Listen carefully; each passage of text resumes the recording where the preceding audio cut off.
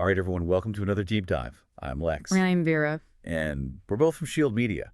We're so glad you could join us for this one, especially all of you following along with our podcast and our business page. Absolutely. Today's deep dive is going to be especially useful for all you business owners and C-level execs out there. Definitely. We're going to be taking a look at Google's own guidelines on what they consider to be high-quality content when it comes to SEO. So we really dug deep into this one. We looked at briefing documents, timelines, even those study guides they put out with all the essay questions, and the original list of questions that their evaluators use to assess content. Think of it like we're giving you the cheat sheet to get Google's attention, and more importantly, to get your business seen out there in the digital world. Yeah, that's what it's all about. We want to give you guys some seriously actionable insights, stuff that you can take and use to really make a difference. So, Farah, to kick things off, what is the absolute most basic question that Google asks when they're looking at a piece of content? Well, I'd say the first and probably the most important question is all about originality and if the content has actual value. Google straight up asks, does the content provide original information, reporting, research, or analysis? Interesting. And I think what's really key here is that it sets the tone right from the start. Just repeating stuff that's already out there isn't going to cut it. A lot of businesses trip up here, you know. They think that just rewording something from their competitor's blog is good enough. But Google's looking for originality, you can really see. Yeah, it's not enough to just recycle the same old info. They want you to dig deeper, right? So if you are building on something that's already out there, what's the secret sauce? What takes it from being a rehash to being something truly valuable in Google's eyes? The magic words here are substantial additional value and originality. It's not enough to just summarize or rephrase existing stuff. You've got to bring something fresh to the table. Maybe that's your own data, insights from your company's experiences, or a new perspective that no one else is talking about. That's the kind of additional value Google is looking for. So it's about going beyond the obvious, adding your own intellectual property to the mix. Exactly. And it seems like they're looking for a certain level of completeness, too, right? It's not just about being original, it's also about being thorough. Would you say that's accurate? Absolutely. Another key question they ask is, does the content provide a substantial, complete, or comprehensive description of the topic? What this tells me is that Google loves content that really dives deep into a subject, exploring all the different angles and nuances instead of just skimming the surface, like a full-course meal instead of just a little appetizer. Right, so not just the highlights, but the real in-depth stuff. But it's not just about the raw information, is it? It seems like they're also looking for some intellectual firepower, something that makes the reader go, aha, I get it now. That's right. Google specifically asks, does the content provide insightful analysis or interesting information that is beyond obvious? This is where you can really stand out. Give your readers a new perspective, help them understand something complex, make connections they might have missed. That's the content that really resonates, both with people and with Google. And it all comes back to whether someone finds the content actually useful and engaging, right? Exactly. If we look at the bigger picture, Google even asks, is this the sort of page you'd want to bookmark, share with a friend, or recommend? That's a great point. It's a fantastic test to use for your own content. If it's genuinely valuable and interesting, people will naturally want to share it and come back to it. And that behavior sends all the right signals to Google. Makes sense. Content that truly resonates with people is what builds those lasting connections and establishes you as a trusted source. And you know what's interesting? Google actually gives a real-world benchmark for this level of quality, something everyone can relate to. They do. They ask, would you expect to see this content in or referenced by a printed magazine, encyclopedia, or book?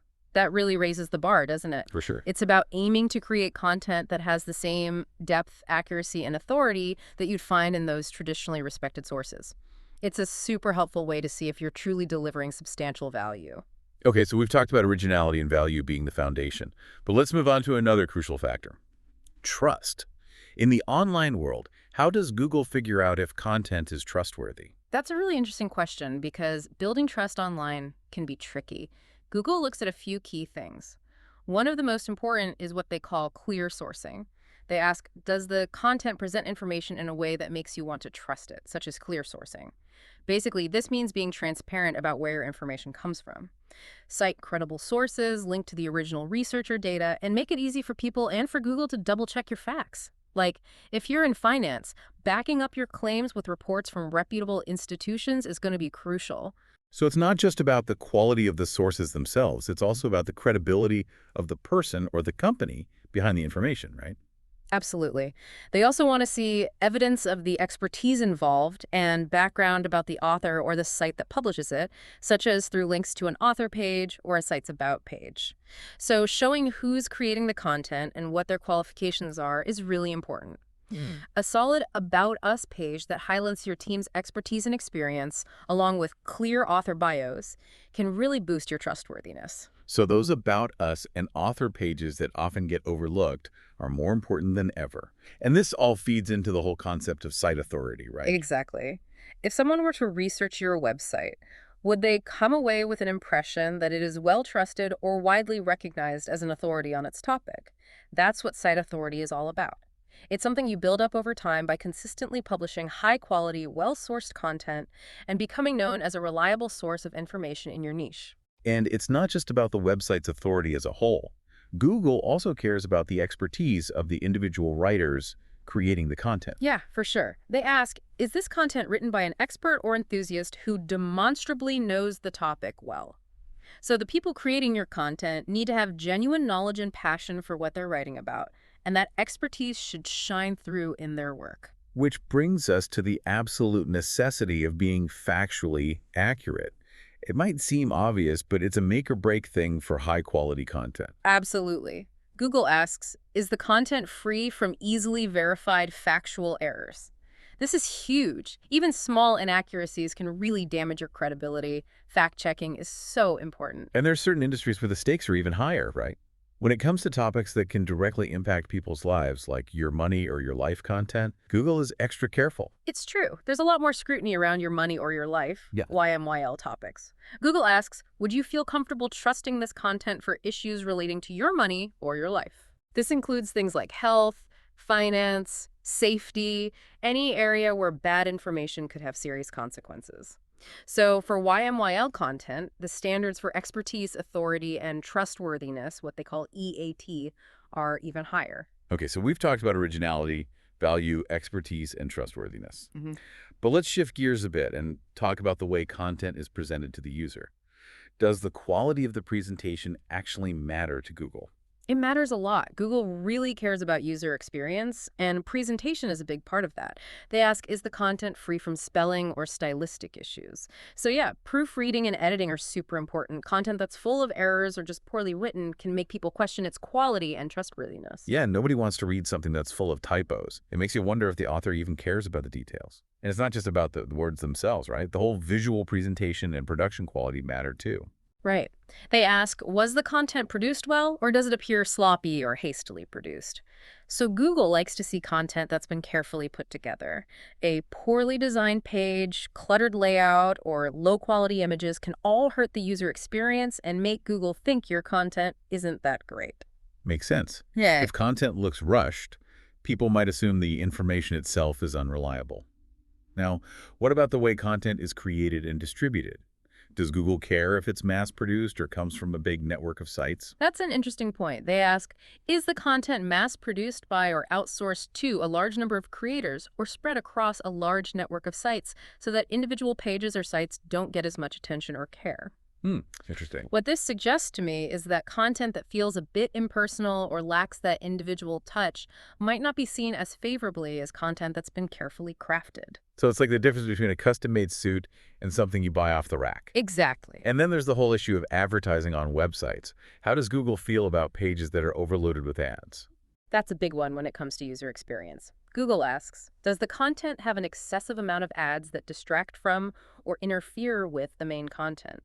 Too many intrusive ads can really ruin the experience for users, and it might make Google think that the page isn't really focused on providing value. So user experience is a major theme here. And in today's mobile-first world, how content looks on different devices is super important, isn't it? It is. One of the key questions Google asks is, does content display well for mobile devices when viewed on them? A bad mobile experience, like content that's hard to read or navigate on a phone, can lead to people leaving your site quickly, and that can send the wrong signals to Google. Having a mobile-friendly website is non-negotiable these days. Totally agree. And we can't forget about that very first impression the user gets from your content in the search results, which comes from the headline and page title. So true. They ask, does the headline and/or page title provide a descriptive, helpful summary of the content? And then, just as importantly, they ask, does the headline and/or page title avoid being exaggerating or shocking in nature? Clickbait titles might get people to click initially, but if the content doesn't deliver, it can hurt your site's reputation with Google in the long run. So keep those headlines clear, concise, and accurate. Don't overpromise and underdeliver. Exactly. Okay, so we've covered creating high-quality content on its own, but how does Google judge your content in relation to everything else that's out there on the web? It's a competitive world out there. Right. It's not just about your content in isolation. That's where the idea of comparative value comes in. Google asks, does the content provide substantial value when compared to other pages and search results? Yeah. Your content is being compared to everything else out there on similar topics. Yeah. To rank well, you need to offer something better, more comprehensive, more insightful, or more user-friendly than the competition. So competitive analysis is key. And at the end of the day, what is Google really trying to figure out when they're assessing content? What's the main intent they're looking for? I think the fundamental question they're asking is, does the content seem to be serving the genuine interests of visitors to the site, or does it seem to exist solely by someone attempting to guess what might rank well in search engines? This gets to the heart of Google's mission, which is to give people useful and relevant information. Content that's just trying to game the system without genuinely caring about the user is not going to win in the long run. So it all comes back to being user-centric. Always. Okay, Vera, we've covered a ton of ground here. For our listeners, especially the business owners and C-level execs out there, what are the key takeaways from this deep dive? What do they really need to remember? The big takeaway is that Google loves content that is high quality, original, shows expertise, builds trust, and focuses on giving the user a positive experience. Yeah. And these aren't just some abstract ideas. They directly affect how visible your website is in search results, which ultimately impacts your business success. Right. By aligning your content strategy with these principles, you're not just trying to please Google, you're actually creating a better experience for your target audience. And it's important to remember that this isn't just about getting higher rankings. It's about attracting the right kind of visitors, the people who are genuinely interested in what you have to offer and who are more likely to become loyal customers. Exactly. High-quality content acts like a magnet for your ideal customer. It builds up your authority in your industry, creates trust with your audience, and helps you grow in the long run. Understanding and using these guidelines should be a core part of your overall digital marketing strategy, whether you're focusing on local SEO to reach local customers, using PPC campaigns to drive targeted traffic, or engaging with your audience on social media, especially if you're working with Western clients. Right. So this isn't just something your marketing team should worry about. It needs to be a company-wide mindset. And these principles can inform everything you do, from auditing the content you already have to planning and creating new content in the future. Absolutely. Regularly looking at your existing content through this lens and making sure your new content aligns with these guidelines will give you a huge advantage in the competitive online world. So as we wrap up this deep dive into Google's content quality guidelines, it's clear that this isn't just about checking boxes. It's about building a strong foundation for your online presence and making genuine connections with your audience. Here's something to think about. How can you weave these principles into the very core of your content strategy? Ooh, I like that. Not just to improve your search rankings, but to truly resonate with your audience and provide them with real value. That's the goal. And as you're pondering that, remember that Shield Media is here to help. We're a digital marketing agency that specializes in local SEO, PPC, and SMM. We have a lot of experience helping Western clients navigate these exact challenges. If you found this deep dive helpful, please hit that follow button so you don't miss any future episodes. And if you know any colleagues or business associates who could benefit from this information, please share with them. Absolutely.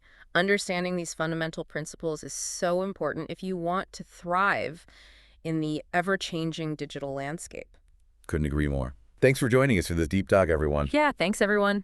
Catch you on the next one. See ya. Bye.